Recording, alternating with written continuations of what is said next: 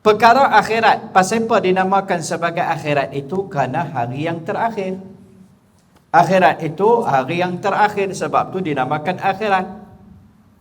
Yang akhir makna di belakang sekali. Depan kita apa? Kita ada alam roh. Lepas alam roh, kita masuk alam apa pula? Kita masuk alam rahim, perut ibu kita. Masuk alam rahim, ada orang takat tu ya, tak ada nak keluar.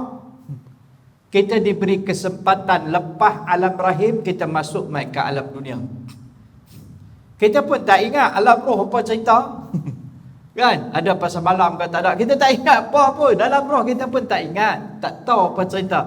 Cuma apa yang Nabi cerita dan Allah cerita dalam Quran, yang tu yang kita tahu. Kita pun tak ingat.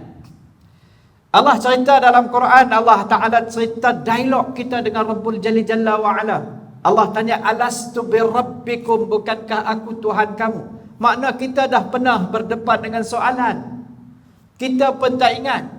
Alah apa pun tak ingat. Jadi alam dunia ni sangat penting. Penting sebab apa? Dia menentukan kesudahan kita ni.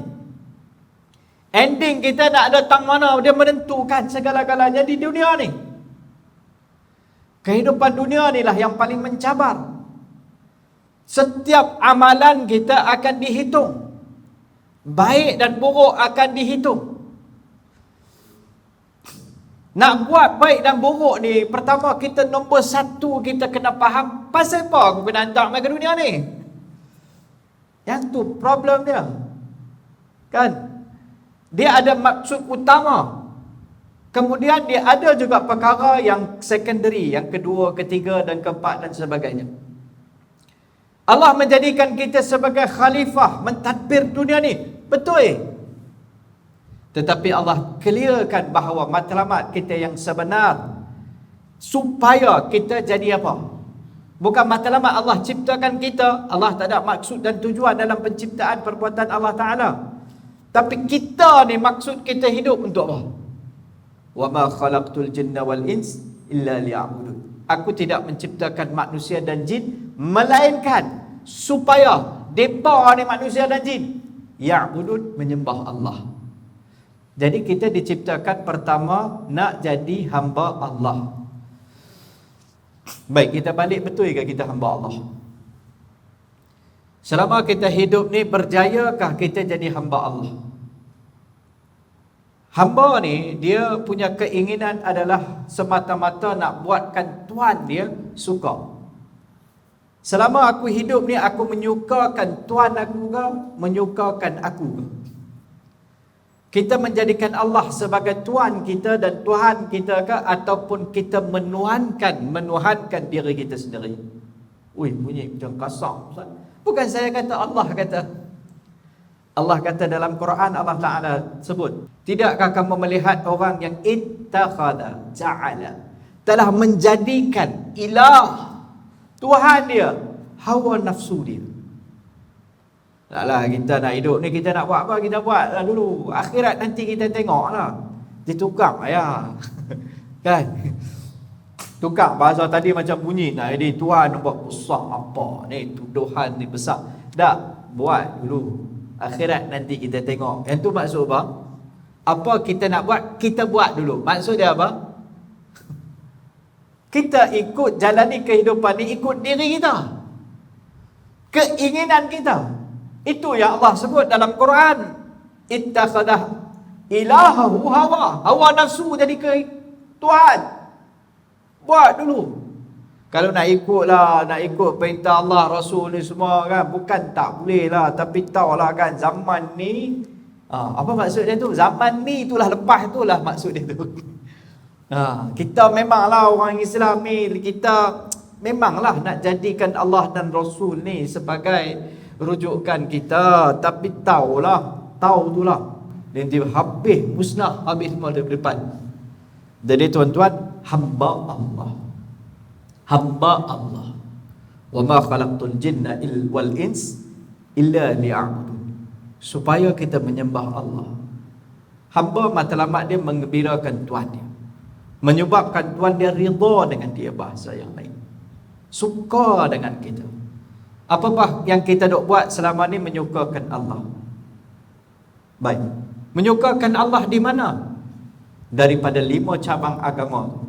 Dari bab akidah kita menyukakan Allah dari hati kita. Menyukakan Allah dalam ibadah kita. Menyukakan Allah dalam muamalah kita. Menyukakan Allah dalam muasyarah kita. Menyukakan Allah dalam perkara berkaitan dengan akhlakiyah kita. Akhlak kita ni buatkan Allah suka ke? Atau sebaliknya? Lah aku kalau nak kata apa itu kita tengok. Aku tak suka hipokrit, nak cakap terus terang. Ni Allah suka, Nabi suka ke? Aku suka.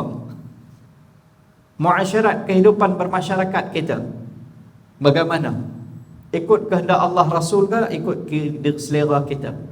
Muamalat jual beli halal haram ni, hutang piutang, ikut kita ke? Ikut kehendak kita ke? Kehendak Allah dan Rasul?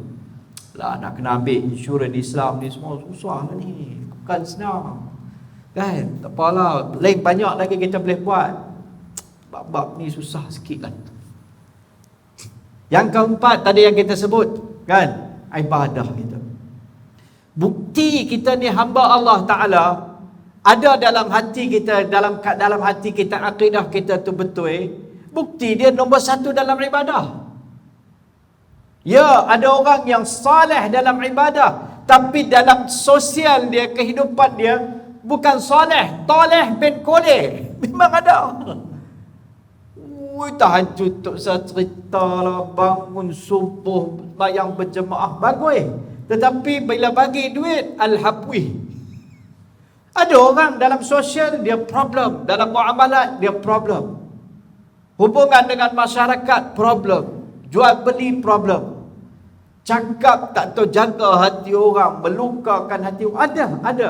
Dia tak saleh dalam kehidupan sosial dia. Tetapi bukti nombor 1 dalam ibadah dia. Ngani lepas ucap kalimah, nombor 1 salah. Salah nombor 1 tu dah pi. Bahasa Penang lah, pi orang dia.